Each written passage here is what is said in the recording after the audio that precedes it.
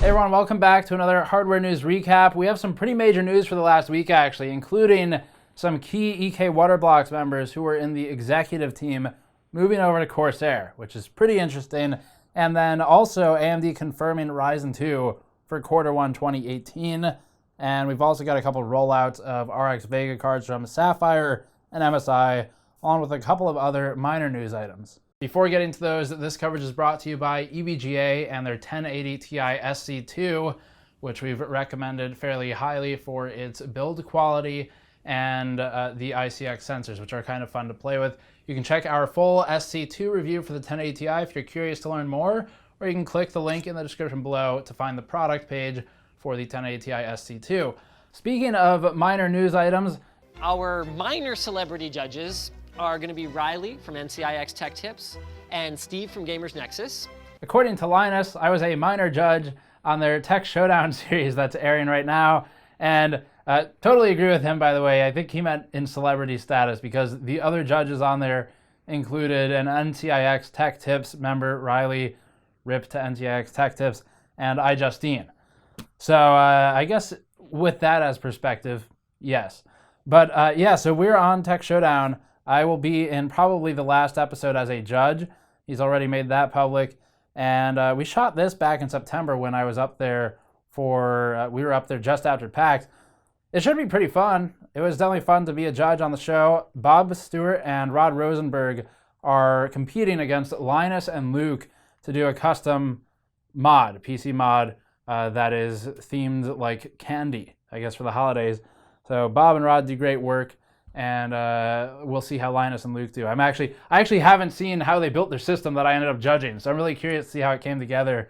And as I said when I was there, I found it more difficult to judge their finished machines than I do to judge products we're reviewing.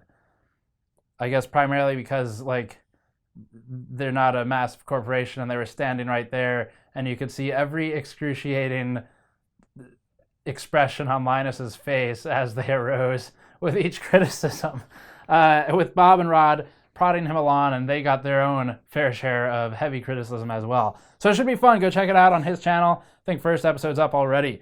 Getting to the real news instead of the minor news, we have the Corsair EK Management move. So this one, Corsair acquired Mark Tanko and Nico Tivadar, I believe, I don't know how it's pronounced, from the CEO and the CTO formerly of EK Waterblocks, who were replaced about a couple weeks ago, actually. And so the former EK Waterblocks talent is now moving to Corsair. Mark Tanko is now the Vice President and Business Unit General Manager at Corsair. And then Tivadar becomes the Director of Engineering of Corsair. So pretty big roles for them. They had several other EK members leave with them when they left. I'm not sure presently if any of them moved over to Corsair as well. But we'll see what Corsair ends up making. It should be interesting because both those guys have experience in custom loops, obviously. So maybe Corsair will start pushing more into that direction. They showed off some custom loop products at Computex this year that were basically rebadges. But we'll see if they go properly custom this time. Next up, at a recent press event, AMD confirmed the second generation of Ryzen desktop CPUs again, and noted that they are slated for first quarter 2018. The new chips will be comprised of both Pinnacle Ridge and Raven Ridge APU silicon, and both are based on a 12 nanometer shrink. The new generation of CPUs will debut alongside the AMD 400 series chipset, but will still drop into AM4 sockets and AMD 300 series chipsets alike with a BIOS update. So you will be able to use X370 and its compatriots as long as you update the BIOS. The new Ryzen CPU and APU listings will carry the 2000 series model numbers on them, and the microarchitecture is still Zen, not Zen 2. So it's a Zen Plus, basically. Kind of like Intel's been doing this plus thing on their 14 nanometer plus, 14 nanometer plus plus. So it's Zen Plus, it's coming out. And that's first quarter. We'll see how it does. Sapphire and MSI are rolling out custom RX Vega cards. MSI, so back when there were rumors of Gigabyte allegedly not planning to make any custom RX Vega cards, it turned out they were planning to do it. And MSI were the ones, when we spoke with them, who basically said, we have no plans right now. And they said that for probably about a month. Looks like that changed. They are making a custom RX Vega 64 now, custom loosely here. It's still a blower cooler. I believe they call it a lateral blower, and they make a sort of a deal about it having a copper core and a separate base plate, which is what you would describe as a blower cooler. So I don't know how different that'll be from reference. Sapphire's is a bit different from reference. They have a Nitro Plus, and that's for 56 and 64 with a significantly larger cooler, a bigger heatsink, all that stuff. So that should be interesting as well. MSI's latest custom offering will just basically be slightly overclocked and then blower design. Next news item, Intel is launching Gemini Lake SoCs. So these are their new Pentium Silver and Celeron Atom processors and built on 14 nanometer technology. The Celeron SoCs and Pentiums will use Goldmont Plus architecture, and they are aimed at low power desktops and mobile. So a lot of these products won't interest really any of you, or many of you anyway. And it's the Pentium line that gets interesting because Intel's rebranded Pentium now as Pentium Silver and Pentium Gold. Pentium Gold is effectively what the G4560 would be or has become, and Pentium Silver is sort of exiting our area of coverage as it gets towards lower end or alternative products that are outside of the enthusiast space. So kind of decent changes there in terms of the product stack and the marketing. The SoCs, of course, being an SoC or system on chip, it's quite a bit different in what we'd be used to working with anyway. It's not a drop-in part like you'd use for any of the socketed CPUs.